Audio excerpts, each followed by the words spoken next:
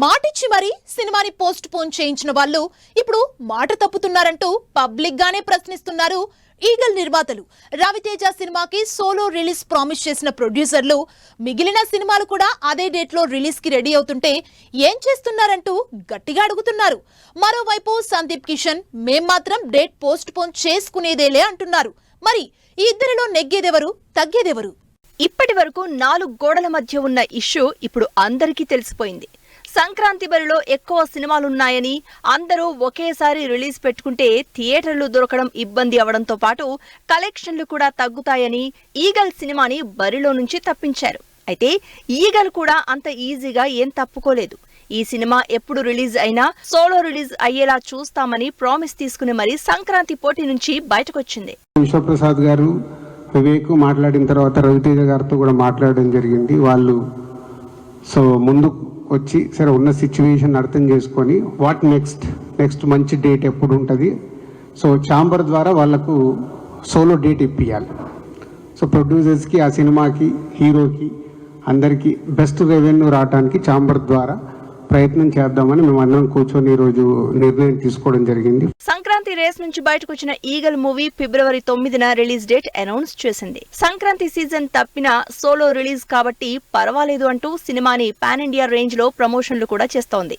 అయితే ఫిబ్రవరి 9 బరిలోకి మరికొన్ని సినిమాలు రిలీజ్ కి రెడీ అవుతున్నాయి. లేటెస్ట్ గా సందీప్ కిషన్ ఊరు పేరు భైరవకోన సినిమాని ఫిబ్రవరి 9న రిలీజ్ చేస్తున్నట్టు మరోసారి ట్రైలర్ రిలీజ్ ఈవెంట్ లో కన్ఫర్మ్ చేశారు. దాంతో ఈగల్ నిర్మాతలు పబ్లిక్ గా లెటర్ ఇష్యూ చేశారు. మాకు సోలో రిలీజ్ మాటిచ్చి సంక్రాంతి పోటీ నుంచి తప్పించారు. మరిప్పుడు మిగతా సినిమాలు కూడా అదే డేట్ కి రిలీజ్ ఫిక్స్ చేసుకుంటున్నాయి. మాకు ప్రామిస్ చేసిన దాని ప్రకారం సోలో రిలీజ్ అయ్యేలా చూడండి అంటూ పీపుల్స్ మీడియా లెటర్ రిలీజ్ చేసింది. ఈగల్ ఫిబ్రవరి 9న రిలీజ్ చేయడానికి ఫిక్స్ అయింది. మరోవైపు సందీప్ కిషన్ కూడా ఫిబ్రవరి 9నే రావడానికి ఫిక్స్ అయింది.